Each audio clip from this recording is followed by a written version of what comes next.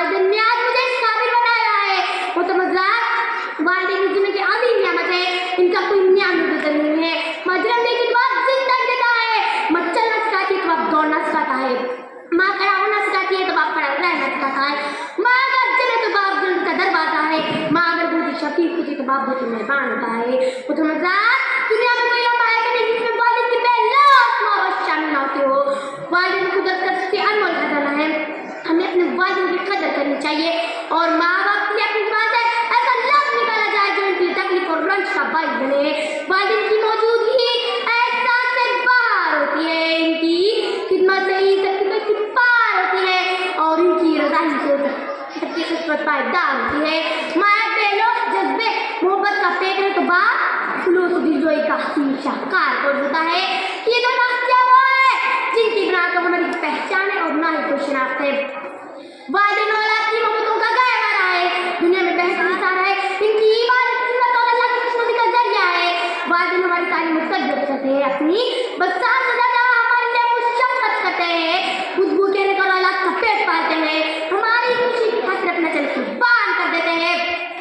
वालिदैन के एहसानात अपनी औलाद पर इस कदर होनी चाहिए कि औलाद उनकी खिदमत करके भी उनके एहसानात का अदा नहीं कर सकती।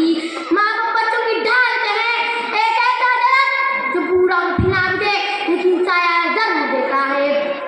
तूने जो मुझे हाथ पकड़ के न चलाया होता, तूने जो मुझे हाथ पकड़ के न चलाया होता, मैं कभी पेड़ न बनती न मेरा साया होता, मैं कभी पेड़ न बनती न मेरा साया होता, ना होती मैं सब कुछ जो आज मैं हूँ, ना होती मैं सब कुछ जो आज मैं हूँ, मुझसे मेरा जो तूने ना दिखाया होता।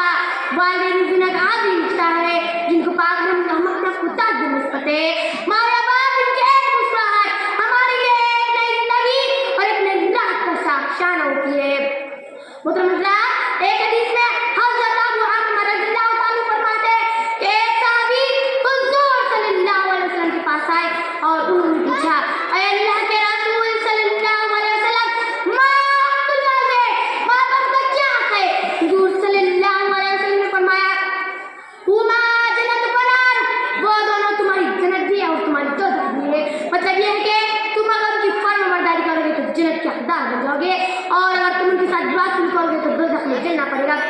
एक दूसरी हदीस में हज़रत मोहम्मद सल्लल्लाहु अलैहि वसल्लम फरमाते हैं कि जो नेक औलाद अपने माँ बाप को मोहब्बत की नज़र से देखिए तो अल्लाह ताला उसको अल्लाह के बदले एक मकबूल हज का सवाब अता फरमाते हैं।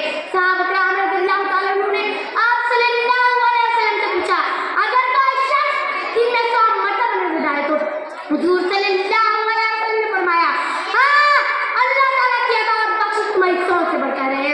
तो रमज़ान गौर करने का मुकाम है कि माँ बाप को मोहब्बत की नज़र से देखना कितना बड़ा सवाब है।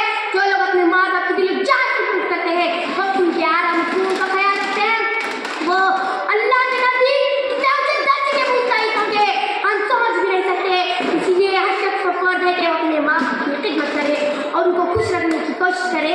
मैं अपनी तकरीर इस अशार के साथ खत्म करना चाहती हूँ।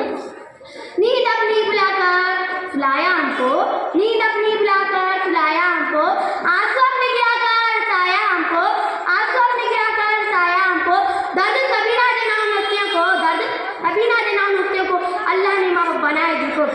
आखिर में सबके दिल से खुलूस नियत से सच्ची जज्बे दुआ की कल की कायनात मेरे वालिदैन का साया में सब पर कायम रखे, जिनके वालिदैन की दुनिया से सब कर चुके हैं उनका नसीब जन्नत की फिरदौस से अल्लाह मुखान से फरमा दे। आमीन व मालिना।